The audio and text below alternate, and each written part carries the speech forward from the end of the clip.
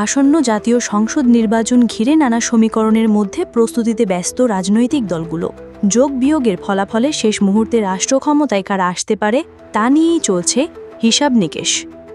পুরনো মিত্র জামায়াতের সাথে বিএনপির জোট যে এখন আর হচ্ছে না সেটি কেন্দ্রীয় নেতাদের বক্তব্যে স্পষ্ট।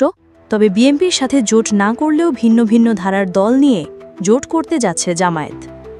কারা থাকছে সেই জোটে সে প্রশ্নেরই উত্তর দিয়েছেন খোদ দলটির জ্যেষ্ঠ নায়েবে আমির সৈয়দ আবদুল্লাহ মোহাম্মদ তাহের। রাজনীতির মাঠে বিএনপির সাথে নানামুখী দ্বন্দ্ব প্রকাশে দেখা গেলেও জামায়াত নেতা আবদুল্লাহ মোহাম্মদ তাহের জানিয়েছেন, বিএনপির সঙ্গে তাদের কোনো দূরত্ব হয়নি। এখানে দূরত্বটা হচ্ছে নীতির, দল হিসেবে নয়।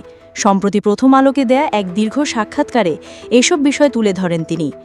দেশের বর্তমান চিত্র অনুযায়ী আগামী সরকার গঠনের জন্য আলোচনার শীর্ষে বাংলাদেশ জাতীয়তাবাদী দল বিএনপি। অন্যদিকে সাম্প্রতিক কর্মকাণ্ড এবং রাজনীতির নতুন প্রেক্ষাপটে জামায়াতকে নিয়েও তৈরি হয়েছে সম্ভাবনা। তাই কিছুটা কৌশল অবলম্বন করে এগোচ্ছে দলটি। মোহাম্মদ তাহের আরও বলেন, বিএনপি বলেছে জোট হবে না, কিন্তু জামায়াতের পক্ষ থেকে এমন ঘোষণা করা হয়নি।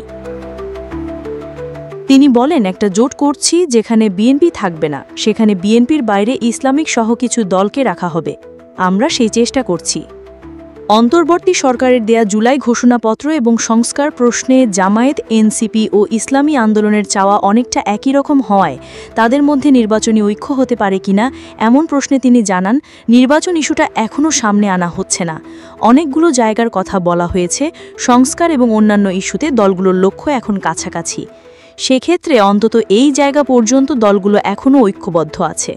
প্রধান উপদেষ্টার ঘোষণা এবং নির্বাচন কমিশনের দেওয়া রোডম্যাপ অনুযায়ী সংসদ নির্বাচন অনুষ্ঠানের আর খুব বেশি সময় হাতে নেই।